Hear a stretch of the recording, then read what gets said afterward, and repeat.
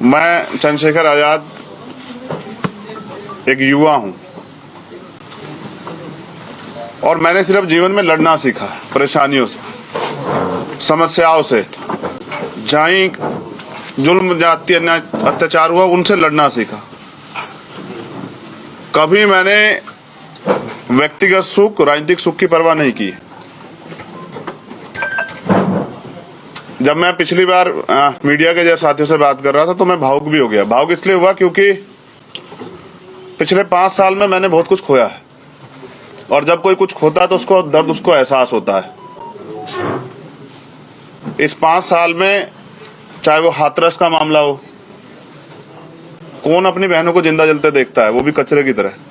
चाहे वो प्रयागराज का मामला हो, चाहे वो उन्नाव का मामला हो, चाहे वो आगरा के भाई अरुण वाल्मीकि का मामला हो कि पुलिस जो है पीट पीट के किसी को मार देती है। 30 दिन की जच्चा होने के बाद उस बहन को के कुंडल तक जो है नोच लेती है, उसको पीटती है। चाहे सब्बीरपुर का मामला हो, झुका तो मैं सरकार से तब भी नहीं जब मैं 16 महीने जेल में रहा, जब मैंने रासुका झेली। इसी महीने CNPR का आंदोलन हुआ था पिछले कुछ दिनों पहले और 16 तारीख की रात को मैं छूटा था। तो डरा तो मैं इस केंद्र की सरकार से भी नहीं। मेरा डर सिर्फ ये था कि अगर विपक्ष के बिखराव की वजह से भारतीय जनता पार्टी सत्ता में दोबारा लौटती है तो इसका खामियाजा मुझे नहीं, मेरे जैसे लाखों निर्दोष लोगों को भुगतना पड़ेगा। ये मेरा दर्द था। लेकिन मैं समझता हूं कि इस पिछले 2 महीने के समय में चंद्रशेखर आजाद अपना एटीट्यूड ही खो बैठा है। उसे लगता है कि जो ट्विटर, फेसबुक वाले नेता हैं जो सिर्फ घर में बैठ के ट्वीट करते हैं, जो 5 साल कभी फील्ड में नहीं आते हैं, जो सिर्फ वोट की राजनीति करते हैं, उनको भी ऐसी राजनीति की जरूरत है। लेकिन मैं गलत था। मैं समझता हूं हमारी ताकत भीम आर्मी आजाद समाज पार्टी के लाखों कार्यकर्ता हैं जिन्होंने सरकार से मोर्चा लिया और विपक्षी भूमिका अदा की है। कोई मामला हो, किसानों का हो, कोई नेता हो किसी पार्टी का, चाहे आज वो विकल्प के रूप में हो, कुछ भी हो, किसी को आपने सड़क पे नहीं देखा होगा। चाहे वो लखीमपुर खीरी का मामला हो, 7 घंटे मोटरसाइकिल चला के मैं गया अकेला, जान की परवाह न करते हुए। चाहे वो पूरे देश में साइन बाग बनाने की बात हो, मैं अकेला व्यक्ति ऐसा था जो मुस्लिम भाई की लड़ाई में जब कोई छू भी नहीं रहा था तो मैं 27 दिन जेल में रहा और मैंने 250 लाठियां खाई। ये सारी चीजें संघर्ष की हैं, लेकिन कभी मैंने स्वाभिमान से समझौता नहीं किया और मैं आज भी समझौता नहीं करूंगा। हमने तय किया है कि आजाद समाज पार्टी अपने बलबूते जो उन्होंने आज तक काम किया है, उस काम के बलबूते जिसकी लड़ाई आज तक उन्होंने लड़ी है, उन माओ के, उन बहनों के विश्वास के भरोसे, उन बुजुर्गों के आशीर्वाद के भरोसे और बाबा साहब अम्बेडकर और मान्यवर काशीराम साहब की विचारधारा के भरोसे उत्तर प्रदेश में चुनाव में जाएगी। और मैं एक युवा हूं, अगर आज मैं डर जाता हूं, स्थापित नेताओं के सामने घुटने टेक देता हूं, तो मैं समझता हूं कल कोई गरीब युवा हिम्मत नहीं दिखा पाएगा, वो हौसला नहीं कर पाएगा कि वो परिवर्तन के लिए लड़े और वो तमाम तरह की ताकतों के खिलाफ खड़ा होकर अपने देश के बारे में सोचे। आज सबको सिर्फ सत्ता से मतलब है, लेकिन हमारी लड़ाई कभी सत्ता की रही नहीं। हमारी लड़ाई तो सत्ता के साथ व्यवस्था परिवर्तन की है। और आज जो गठबंधन जो सामाजिक न्याय की बात कर रहा है वो कितना खोखला है, बिना दलितों की बात आप अच्छी तरह जानते हैं। तो हम ये समझते हैं क्योंकि पिछले 2 महीने में हमारे साथ छल हुआ, हम राजनीति को समझ नहीं पाए क्योंकि हम नए लोग हैं, ईमानदार लोग हैं। हमारे लिए राजनीति इसी तरह की चीजें थी जिस तरह हम सामाजिक आंदोलन चलाते थे। कुछ लोगों के लिए ये हंसी का विषय भी होगा कि भाई चंद्रशेखर को उन्होंने बेवकूफ बना दिया, किसी और ने बेवकूफ बना दिया। मैं समझता हूं मेरे जैसे लाखों चंद्रशेखर इस देश में तमाम तरह की गुलामी, बेबसी के शिकार, और वो परिवर्तन करना चाहते हैं, बस उनको अवसर की तलाश। तो आज मैं आप सबके माध्यम से उत्तर प्रदेश की महान जनता से और बहुजन समाज की माताओं, बहनों, बुजुर्गों और नौजवान साथियों से कहता हूं कि हम युवा हैं, बदलाव कर सकते हैं, लेकिन स्वाभिमान सम्मान समझौता नहीं करेंगे। एक लिस्ट जो है, क्योंकि इस तमाम तरह के छल में तैयारी करने का कम मौका मिला, मैं एक लिस्ट जो है जिनको प्रत्याशियों को हम लड़ाएंगे उनकी लिस्ट आपके सामने जारी कर रहा हूं। उसके बाद चरणबद्ध जो है हम अपने कार्यकर्ताओं को साथियों के साथ लेके लिस्टेड बना के जो है अपने चुनाव में उतरेंगे। और मैं वादा कर रहा हूं आप लोगों से, ये वादा मेरा पूरे बहुजन समाज से है कि हम अपनी मेहनत से विकल्प बनेंगे और हम किसी के सहारे नहीं रहेंगे, हम सहारे रहेंगे अपनी मेहनत के, और ना ही हम किसी स्थापित दल परिवारवाद की राजनीति वालों के आगे झुकेंगे। ना हमने कभी झुकना सीखा, ना हम झुकेंगे। और मैंने इस बार भी मंत्री पद और विधानसभा विधायक के पद को ठोकर मारी है, क्योंकि मेरे लिए दलितों का स्वाभिमान सम्मान, जिन्होंने मुझे इतना बड़ा बनाया, उनकी उसकी रक्षा करना बहुत जरूरी है। अब जो आगे होगा, जैसे आप महाकाव्य में जानते हैं ना कि जब युद्ध होता है तो भाई भी भाई के सामने खड़ा हो जाता है। भाईचारा अपनी जगह है और राजनीतिक हिस्सेदारी अपनी जगह है। मैंने अपने नेता मान्यवर साहब श्री काशीराम से सीखा है कि किसी का वजूद बनाने के चक्कर में अपना वजूद खत्म नहीं करना चाहिए। तो हम मजबूती से लड़ेंगे। मैं सीटों की जानकारी आपको दे देता हूं। मेरे गृह जनपद से नकुड़, रामपुर मनिहारन, देवबंद, सहारनपुर देहात, गंगो, चरथावल, पुरकाजी, मुजफ्फरनगर शहर, धामपुर, नहटोर, हापुड़, नूरपुर, आगरा साउथ, नोएडा, चंदौसी, कुंदरकी, आलापुर, जखनिया, सिरातू, मलियाबाद, पलिया, मुबारकपुर, मोहम्मदाबाद, हरगांव, हस्तिनापुर, जलेसर,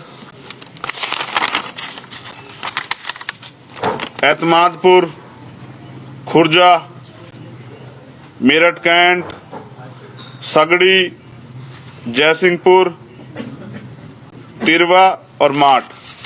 ये विधानसभा कितनी सीटें? टोटल सीटें हैं 33 या 34। कंफ्यूजन एक नाम में हो सकता डबल हो, तो मैंने पढ़ दी पहले। अभी ये मैंने वो घोषणा की जिन पे हम लोग लड़ने के लिए, जिन पे हमसे बात हुई थी, बाद में हमसे छल हुआ, जिन पे हमने तैयारी की थी। लेकिन ऐसा नहीं, भीमार में आजाद समाज पार्टी कार्यकर्ता हर विधानसभा पे, और हमने साबित किया था जब बुलंदशहर उपचुनाव हुआ कि बड़े बड़े दल जो आज अहंकार में हैं, वो तीसरे चौथे पांचवें नंबर पे थे, हम तीसरे नंबर पे थे। हमने आज जो कुछ प्राप्त किया है अपनी मेहनत से प्राप्त किया है, खैरात में नहीं प्राप्त किया है।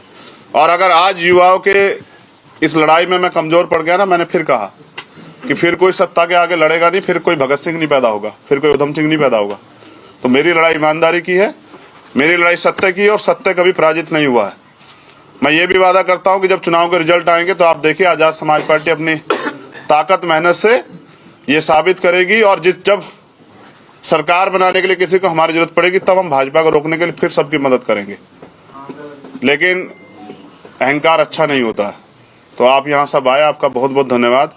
अब आपका कोई भी क्वेश्चन है तो आप अपने रख सकते हैं। बात कर रहे हैं, आपके साथ किसने धोखा किया और क्या शर्त होता जो आप मंजूर कर पाते, जो आपको लगता है कि धोखा नहीं हुआ, लेकिन आपको नहीं हुआ तो आपको लगता है कि धोखा हुआ? देखिए, मैं समझता हूँ जब आप अपनी बात से पलटते हैं ना, तो आप धोखा करते हैं। मैंने कभी नहीं बोला, लेकिन मैं आज बताता हूँ कि मेरे साथ 25 सीटों पे वार्ता हुई थी। इसके पीछे कारण भी बता देता हूं। कारण ये था कि इस उत्तर प्रदेश में अपनी पार्टी रिकॉग्नाइज कराने के लिए आपको कम से कम 14 एमएलए जीतने पड़ेंगे, या फिर आपको 80 लाख वोट चाहिए। तो 14 एमएलए लड़के 14 एमएलए नहीं जीते जाते। इसलिए मेरी पहली वार्ता 25 सीटों पे हुई थी और मुझे विश्वास दिला गया था कि आपके साथ धोखा नहीं होगा। आज मैं एक बड़ी लाइन खींचता हूं, मैं कभी इसका जिक्र नहीं करूंगा। मैंने बंद कमरे की बात को बाहर नहीं लाया था, लेकिन ये गलती जिनके द्वारा हुई है, चुनाव के बाद उनको इस बात का पछतावा होगा, मेरा वादा है। कुल कितनी सीटों पर चुनाव लड़ेंगे? सभी सीटों पे चुनाव लड़ेंगे। आज शाम के टाइम में हो सकता हूँ आपको कोई बड़ी खबर भी दे दूं, क्योंकि ये तो मैंने घोषणा उनकी की है, जिन सीटों पे मुझे चुनाव लड़ना ही लड़ना, इनको हम नहीं छोड़ने वाले। ये 33 सीटें वो हैं। हाँ। अब आप केवल अकेले ही लड़ेंगे या किसी से गठबंधन? मैंने क्या कहा अब आप केवल कि आज का समय दिया गया था 18 तारीख तक का, जिन नेताजी के पास मैं गया था कि हम उत्तर प्रदेश में भारतीय जनता पार्टी को रोक दे, तो उनके साथ नहीं जा रहे हैं। इस बात की घोषणा मैंने आज कर दी है कि उनके साथ नहीं जा रहे हैं। और अब तो वो अगर 100 सीट देके बुलाएंगे तो भी नहीं जाएंगे, क्योंकि लड़ाई स्वाभिमान सम्मान की। ऐसी खबर छपी है कि भाई की तरह सहायता कर सकते हैं अखिलेश यादव। हाँ, सहायता करेंगे, सहायता करने के लिए तो गए थे, लेकिन भाई की तरह वकील तो आपका सम्मान रखा जाएगा। वकील है हम और पढ़े लिखे हैं, सहयोग की भावना में और तंज की भाषा को समझते हैं। आपने ज्यादातर पश्चिमी उत्तर प्रदेश की सीटों पर घोषणा कर दी है, मगर दादरी और जेवर जैसी अभी विधानसभा रह रही है, तो इसका मैंने क्या कहा कि बाकी सीटों की जानकारी, क्योंकि अगर हो सकता है आज के बाद हमें आप सुनना चाहेंगे तो जरूर देंगे। डिजिटल का दौर है, भीम आर्मी आजाद समाज पार्टी के कार्यकर्ता बहुत मजबूत है, गांव-गांव तक है। तो शाम तक किसी से गठबंधन, लेकिन आपने कहा कि जिनसे बात हो रही थी उनसे नहीं, बाकी के लिए विकल्प खुला है क्या? जी खुला है, बिल्कुल सत्य है। और छोटे छोटे दल अभी 50 की संख्या में मेरे ऑफिस पे बैठे हुए हैं, लेकिन आज मैंने समय दिया था, आपसे बात करनी थी, वो बात क्लियर करनी थी जहां लड़ाई लड़ी गई थी। लेकिन मैं समझता हूं, एक साथी हमारे वहां हैं जिन्होंने कहा कि मैं अपने हिस्से की 2 सीट दे दूंगा। मैं उनको ये वादा करता हूं कि जिस सीट से वो लड़ेंगे, आजाद समाज पार्टी वहां प्रत्याशी नहीं उतारेगी, मैं उनका समर्थन करूंगा, क्योंकि मेरी लड़ाई आरएसएस और भाजपा से थी, उनसे तो कभी थी नहीं। और भी अगर स्वामी प्रसाद मौर्य जहां लड़ेंगे, मैं वहां भी उनका समर्थन करूंगा, मैं उनके खिलाफ प्रत्याशी नहीं उतारूंगा। मेरी लड़ाई जो है वो बहुजन समाज के लोगों से नहीं, वो आरएसएस बीजेपी के लोगों से है, और मैं उसको लड़ूंगा। कांग्रेस से गठबंधन हो सकता है क्या आपका? मैंने क्या कहा कि शाम तक आपके सामने सारी चीजें बड़े प्लेटफॉर्म से भी रख सकते हैं। चंद्रशेखर जी, आप छोटे भाई कह रहे थे खुद को, छोटे भाई की तरह हमें एक्सेप्ट करें अखिलेश यादव, तो आप बसपा के पास क्यों नहीं जाते, बहन जी के पास क्यों नहीं जाते? आप रिश्ते में भी आप खुद कहते हैं कि मैं उनसे छोटा हूँ, बुआ है वो मेरी, तो आप बसपा से क्यों गठबंधन की बात नहीं करते? 2 साल से प्रयास कर रहा हूँ, आप बात करवा दीजिए। आप बात करवा देंगी तो मैं जवान वाला हूँ, बहनों से कभी झूठे वादे नहीं करता हूँ। मैंने कभी अपनी माँ को दिया हुआ वचन नहीं तोड़ा है। आप बात करा दीजिए, मैं सोचूंगा, और हो सकता है कि मैं उनके लिए, उनके सम्मान में और बड़ा काम कर दूं। क्या आप चुनाव, मेरे लिए राजनीतिक सुख नहीं, मेरे लिए, क्योंकि मैंने 5 साल ना मैंने देखा है, जब शब्बीरपुर में हमारे घर जलाए गए तो ये जो नेता विपक्ष वाले ना, कोई नहीं आया था। क्या पिछले 5 साल में आपने देखा जो आज मुख्य विपक्ष है, किसी दलित के घर जाते उसकी दुख पीड़ा में, तो जो दलितों के आंसू नहीं पूछ सकता, जिनके सरकार में दलित अधिकारियों ने खून के आंसू रोए हों, वो समाज जो है ना, अपने हक अधिकार की लड़ाई लड़ना जानता है। चंद्रशेखर जी, आप किस सीट से चुनाव लड़ेंगे? मैंने ये बात कही थी कि पार्टी जो आदेश करेगी, अगर मैं पार्टी आज भी आदेश करेगी, हमारे लीडर्स यहाँ बैठे हुए हैं, अध्यक्ष जी भी यहाँ बैठे हैं, प्रदेश अध्यक्ष जी, तो मैं लड़ूंगा गोरखपुर जाके। पहले ये था कि एक बड़ा गठबंधन पे, उसमें ये सहायता थी कि मुझे कम काम करना पड़ता, मैं अपनी सीट पे जाकर लड़ता, लेकिन अब मुझे अपनी लड़ाई अपने साथियों के साथ मिलकर अकेले लड़नी है, तो मैं समझता हूं कि जहां जरूरत मेरी होगी वहां ज्यादा रहूंगा। हम पे उत्तराखंड का भी चुनाव, उत्तराखंड में भी हमारे 8 प्रत्याशी डिक्लेयर हो चुके हैं। गोरखपुर शहर के सामने बात करें, वहां से चुनाव लड़ेंगे आप? देखिए, मुझे एक भाई ने मुझसे कहा था, आपके चैनल से वो जान जाएंगे, कि अगर चुनाव में हार जीत से डरना नहीं चाहिए, आप जाके लड़ो, क्या पता अगला 2027 आपका हो। और ये कही थी एक साथी ने बात, मैं आज उनसे कहता हूं कि मैं लड़ूंगा और हम सब मिलकर लड़ेंगे। दलितों ने लोकतंत्र बचाने के लिए, संविधान बचाने के लिए, ये अन्याय अत्याचार और जिस तरह से पूरे संविधान को खत्म करने का प्रयास किया जा रहा है, बहनों के सम्मान के लिए फैसला लिया था कि हम गठबंधन में जाएंगे, और अब उन्होंने फैसला लिया है कि वो किसी भी कीमत पे। एक चीज मुझसे छूट गई थी, मैं बता दूं कि आपको हमारे टिकटों में देखने को मिलेगा सामाजिक न्याय, जिसकी इतनी संख्या बारी उसकी इतनी हिस्सेदारी आपको देखने को मिलेगा। तो 30% टिकट दलितों को मिलेंगे, जनरल सीट पे भी दलित समाज के लोगों को लड़ाएंगे। दूसरा, उसके बाद 42% से 45% जो पिछड़े वर्ग के लोग हैं उनको टिकट दिए जाएंगे, जिसमें हिंदू धर्म के पिछड़े वर्ग के भी लोग हैं और मुस्लिम धर्म के पिछड़े वर्ग के भी लोग। उसके बाद 5% हम लोग एसटी के लोगों को भी टिकट देंगे, और बाकी जो टिकट हैं वो हमारा जो अन्य धार्मिक अल्पसंख्यक है, मुस्लिम, सिख, बौद्ध, जैन, पारसी, 18% मुस्लिमों को, और बाकी सबको मिला के 23% टिकट हम लोग देने का काम करेंगे। हम सामाजिक न्याय जानते भी हैं और पहचानते भी हैं, और इसी में पैदा हुए हैं। हमारे नेता मान्यवर काशीराम और डॉक्टर अम्बेडकर दोनों हैं। हमने लड़ाई लड़ी है और इतिहास गवाह, दलितों ने कभी इतना इस देश को धोखा दिया, इतना अपमान सहने के बाद, जाति सहने के बाद, और ना ही किसी और को धोखा दिया। जैसे नेताजी ने कल कहा था, एक नेताजी ने, कि ये लड़ाई बहुत लंबी है, राम मनोहर लोहिया जी और बाबा साहब लड़े और मान्यवर काशीराम साहब और नेताजी मिलकर लड़े, तो इस लड़ाई में मैं आपसे जानना चाहता, धोखा किसने दिया था?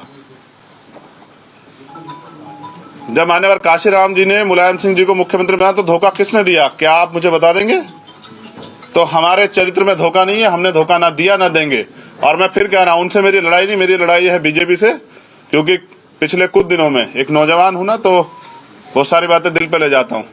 आजाद जी, तो धोखे के बाद अपनी बात रखी, अब अपनी लड़ाई लाइन खींच के लड़ेंगे। और मैं समझता हूं कि अगर मेरे जैसे लड़ने वाले व्यक्ति को जनता सहयोग नहीं करेगी तो अभी जनता तैयार नहीं हुई है। चंद्रशेखर, ये क्लियर नहीं हुआ है अभी आपने जो गोरखपुर वाली बात कही, क्या गोरखपुर से लड़ेंगे? इसको थोड़ा क्लियर स्पष्ट कर दीजिए। मैंने कहा गोरखपुर का चुनाव कौन से चरण में है?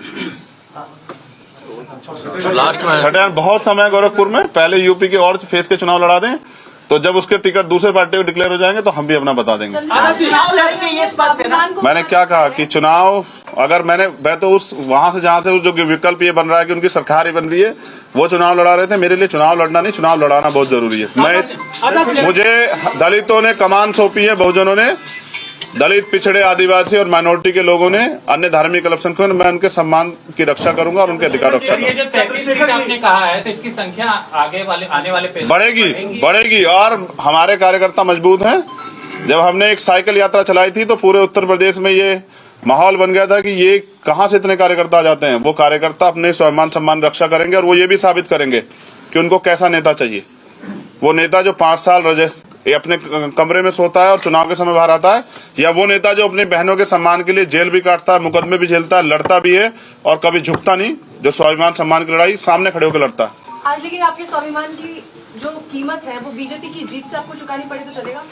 बिल्कुल नहीं, लेकिन मैं समझता हूं कि अगर मैंने आज अपने लोगों का स्वाभिमान गिरवी रख दिया तो शायद जो रीढ़ की हड्डी हमने पैदा की है अपने समाज के लोगों में, वो कभी उठ नहीं पाएगी।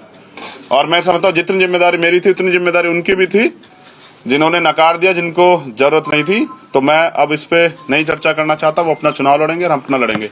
लेकिन मैं ये बताऊंगा जरूर कि सामाजिक न्याय का जिनको ताजा सा रंग चढ़ा है, उनकी सच्चाई क्या है, मैं आपको लगातार बताता हूँ। ये दो सवाल जी फाइनल, नोएडा से मैं ये पार्टी के प्रदेश अध्यक्ष जी बताएंगे मुझे जितने सवाल छोटे जी मैं तैयार हूँ। ये कहते हैं कि जो सामाजिक न्याय का ताना बाना जिनकी नाम ले रहे, नाम नहीं ले रहे जी, अखिलेश के बारे में कहते हैं शायद जी, तो वो क्या इसका नुकसान उनको माइनॉरिटी दलित समाज की तरफ से मिलेगा क्या? आप जो बार बार कह रहे हैं कि दलित समाज को धोखा दिया, दलित समाज के लोगों के विश्वास को तोड़ा, ये चीजें ये होगी क्या? मैं समझता हूँ कि लोकतंत्र में जो भी दल आया है वो अपनी हिस्सेदारी के लिए आया है और कोई किसी को जिताने हराने, सब लोग जीतने आए हैं। तो हम लोग जीतने के लिए मैदान में आए। जिसको नुकसान फायदे की परवाह थी उस चंद्रशेखर ने बहुत परवाह कर ली। इतना झुकाव तो चंद्रशेखर ने तब भी नहीं लिया जब उसके जीवन पे भी जो है ना, जीवन रक्षा पे भी बात आई थी, तब भी उसने इतना झुकाव नहीं लिया। ये लड़ाई सिर्फ जो है लोकतंत्र बचाने की और उत्तर प्रदेश बचाने की थी, क्योंकि नेताजी चुनाव के बाद अगर सरकार नहीं बनेगी तो लगा के ईवीएम पे आरोप घर में बैठ जाएंगे सारे नेता। सड़क पे सिर्फ चंद्रशेखर आजाद दिखाई देगा अगले 5 साल भी आपको। जब अखिलेश यादव से पूछा गया कि गठबंधन में उन्होंने 2 सीटें, उन्होंने आरोप आप पर लगाया, जब 2 सीटों की देने की बात हुई तो वो किसी से फोन पर बात करने के लिए गए और उसके बाद उन्होंने मना कर दिया। वो आप ही पर कह रहे हैं, किससे बात हुई थी आपकी तक? देखिए यही तो पीड़ा है कि जब आदमी व्यक्ति की पहचान नहीं कर पाता तो फिर उसका खामियाजा भुगतना पड़ता है। अभी जो लोग उनके पास आए वो पहले कौन से दल में थे? मैं ये समझता हूं कि हमारे यहाँ लोकतंत्र है और हमारे यहाँ फैसले भीम आर्मी की टीम लेती है। आजाद समाज पार्टी हमारा राजनीतिक दल है, लेकिन हमारी असली ताकत भीम आर्मी है और हम जो भी फैसला लेते हैं, देखिए आप भी अगर मेरे पास आए किसी प्रस्ताव को लेके और उस प्रस्ताव से ऊपर नीचे कहीं बात होगी तो क्या आप अपने आप फैसला ले लेंगे?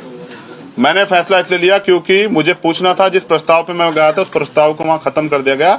एक नया प्रस्ताव आया तो मुझे पूछना था उन लोगों से जो हमारे लीडर्स हैं भीम आर्मी के कि भाई अब हमारा ये प्रस्ताव है, हमें क्या निर्णय लेना है। और जब उन्होंने कहा कि आपको अपने स्वाभिमान सम्मान की रक्षा करनी है तो मैंने मना कर दिया कि मेरे लिए विधायक और मंत्री पद का कोई पद मायने नहीं रखता, मैं इसको ठोकर मारता हूँ। अब हम लड़ाई अपने बलबूते लड़ेंगे। धन्यवाद। और मैंने समझ दिया था सर, बीजेपी वाले आजकल खाना खा रहे दलितों के यहाँ से जाकर के, कैसे देखते हैं उस पूरी प्रक्रिया को? तो आज भी वो दलितों को अछूत मानते हैं और बर्तन तो अपने ले जाते हैं। गिलास ले जाते हैं बर्तन गिलास भी ले जाते हैं, प्लेट भी ले जाते हैं, सब कुछ अपना ले जाते हैं। और ये वही बीजेपी के लोग हैं ना जिन्होंने हमारी बहन को रात को 2:30 बजे जला दिया था, उसके परिवार को भी नहीं मिलने दिया। ये भी बीजेपी के लोग की बात कर रहे हो क्या? मैं इन्हीं के खिलाफ तो हूँ, इसीलिए इनसे तो देश को खतरा है। जो आज तक भी समरसता की बात करते, समानता की बात नहीं करते, उन्हीं के खिलाफ तो लड़ाई है। एक सच्चाई आप नहीं देख पा रहे मीडिया के साथियों, प्रधानमंत्री जी 56 इंच के सीने की बात करते हैं, लेकिन सच है कि चाइना से आंख नहीं मिला सकते। उसका कारण ये है कि देश चाइना के हाथों बिकने की कगार पे है और इन्होंने पूंजीपतियों के आगे देश को गिरवी रख दिया है। ये चुनाव जो है भारतीय जनता पार्टी आगे क्या बेचेगी इसलिए लड़ रही है। सर, अखिलेश जी के पास आप गए थे, उन्होंने कहा था कि हम दलितों की बात करते हैं, उनका विकास करेंगे, उनके अधिकार की बात करते हैं। क्या वो कुछ भटक गए हैं अखिलेश जी दलितों को लेकर? ये मीडिया के साथ ही बैठे, मैं पूछना चाहता हूं, क्या पूरे अब तक के मैनिफेस्टो में दलितों के लिए एक कार्य आपने देखा? जितनी बातें आज तक उन्होंने की सभी उस पर क्या एक नीति दलितों के विकास के लिए बताई? तो मैं समझता हूं कि मैं उनपे अब बात नहीं करना चाहता। आप, मुझे लगता है उनको और मुझे एक सेकंड, मुझे लगता है आप मेरा उनका झगड़ा करवाना चाहते हैं। मैं उनसे झगड़ा नहीं करना चाहता।